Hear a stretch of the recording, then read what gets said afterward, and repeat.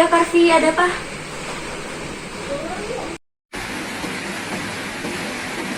Hmm, keluar nggak ya? Nanti kalau aku keluar, pasti ibu marah.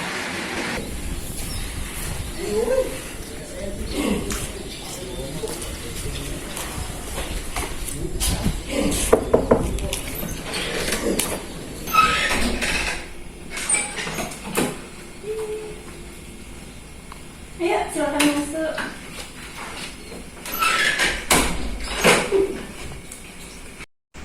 Mbak Ainun ya? Ya. Kemarin sebelumnya sudah saya baca permasalahannya.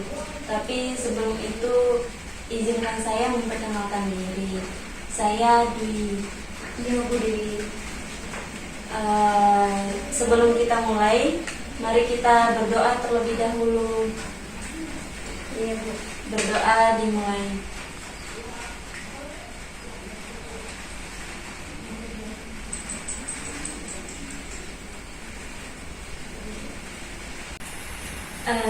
Jadi untuk di awal ini saya akan menjelaskan tentang asas-asas konseling itu sendiri.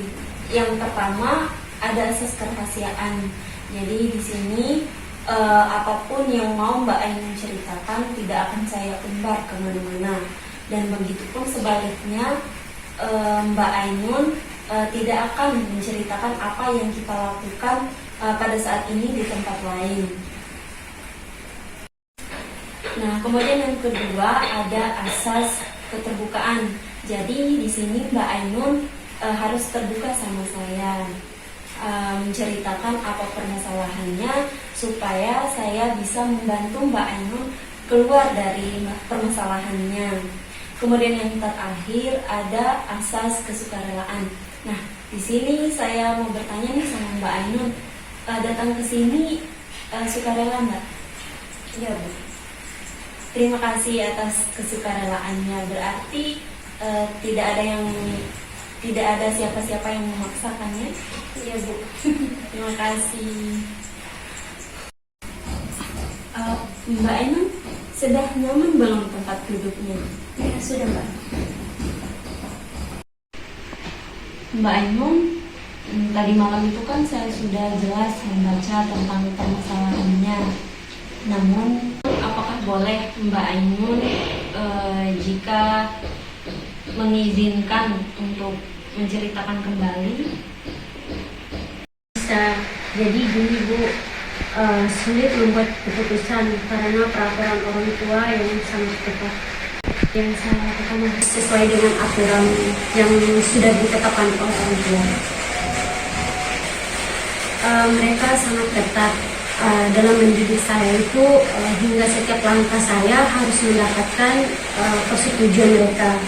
Jika saya pulang terlambat 10 menit, lewat dari 10 menit itu mereka akan marah. Meskipun sudah dewasa, saya dituntut harus sempurna kayak mendapatkan nilai yang sempurna. Namun setiap kali saya merasa gagal memenuhi harapan mereka, saya merasa sudah mengecewakan mereka. Jadi apapun yang saya lakukan tidak pernah dibanggakan, kurang percaya diri, dan saya sering merasa cemas.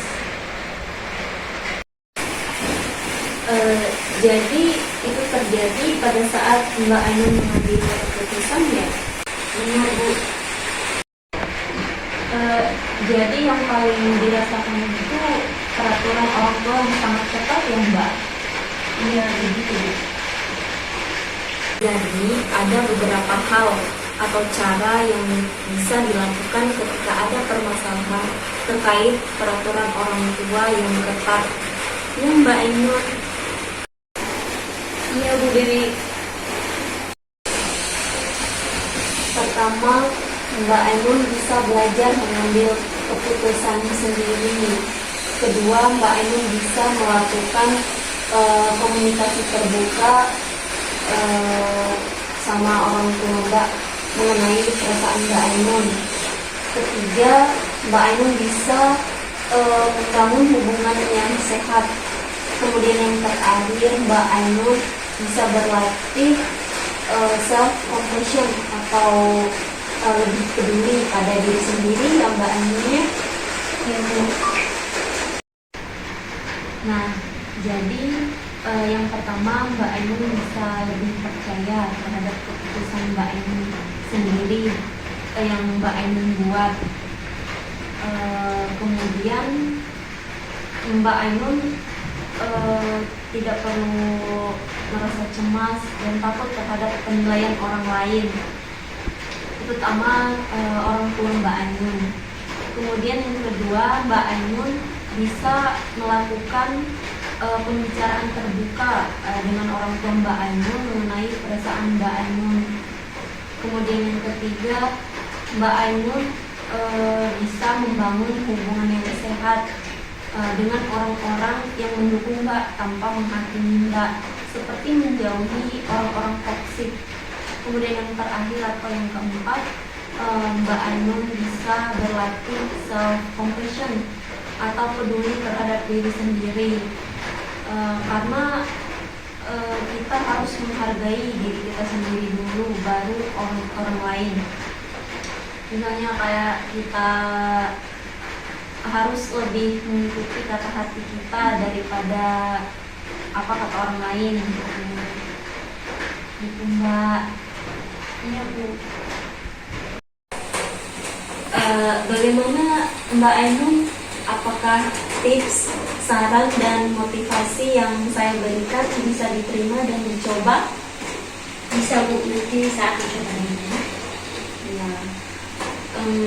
Jika belum bisa, kita bisa bertemu kembali di minggu depan ya Mbak Ainun.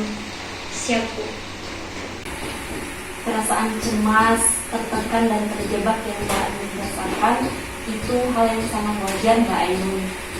Terkadang kita tumbuh dengan standar yang tinggi dari orang tua untuk membentuk cara kita melihat diri kita sendiri. Ya Mbak Ainun ya. Ya Bu. Baik, mungkin hanya itu ya Mbak Ainun. Terima kasih atas ketersediaannya berbagi cerita dengan Ibu. Sehat selalu ya. Terima kasih atas kunjungannya. Iya Bu, terima kasih banyak.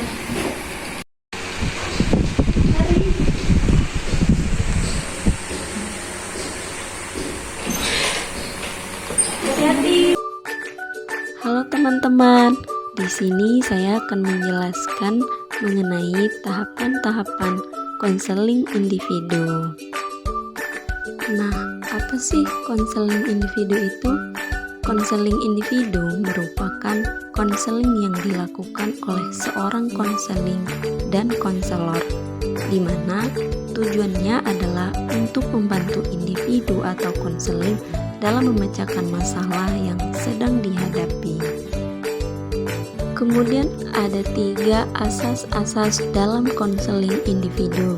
Yang pertama, ada asas kerahasiaan, yang kedua ada asas keterbukaan, dan yang ketiga ada asas kesukarelaan. Pertama, asas kerahasiaan. Jadi, di dalam konseling ini siapa yang akan diceritakan kepada konselor akan menjadi rahasia yang hanya diketahui oleh klien dan konselor menjamin apa yang diceritakan oleh klien tidak akan tersebar ke orang lain. Kemudian yang kedua, asas keterbukaan. Jadi di dalam konseling ini klien harus terbuka kepada konselor untuk mengeluarkan apa saja permasalahan yang sedang dihadapi. Lalu yang terakhir, asas kesukarelaan. Dalam konseling ini, klien datang dengan keinginan sendiri untuk menceritakan permasalahan yang sedang dihadapi tanpa ada paksaan dari siapapun. Dalam kata lain, itu adalah keinginan yang murni dalam diri klien sendiri. Kemudian tahap-tahap konseling individu. Yang pertama, pendekatan awal.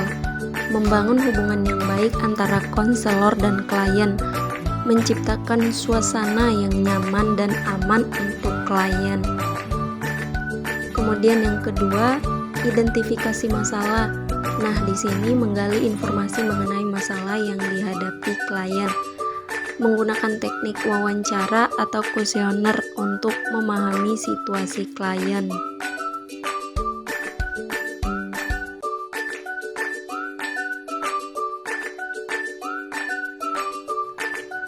Kemudian yang ketiga, penilaian dan analisis, yakni menganalisis informasi yang telah dikumpulkan untuk memahami akar penyebab masalah. Menggunakan alat ukur atau tes jika diperlukan untuk mendapatkan gambaran yang jelas.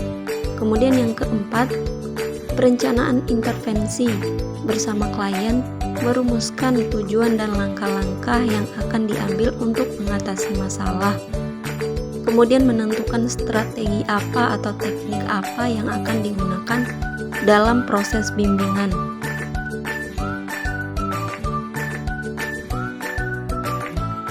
Kemudian yang kelima, pelaksanaan bimbingan, melaksanakan rencana intervensi yang telah disepakati, memberikan dukungan, motivasi, dan bimbingan kepada klien selama proses ini. Kemudian yang keenam, evaluasi, menilai kemajuan klien dalam mencapai tujuan yang telah ditetapkan, mengidentifikasi apakah strategi yang digunakan efektif atau perlu disesuaikan.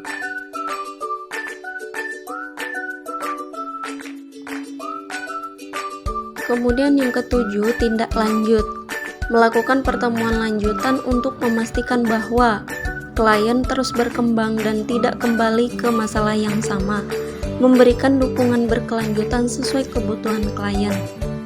Kemudian yang terakhir, penutup, menyelesaikan proses bimbingan konseling dengan memberikan umpan balik kepada klien, memastikan bahwa klien merasa siap untuk menghadapi tantangan ke depan secara mandiri.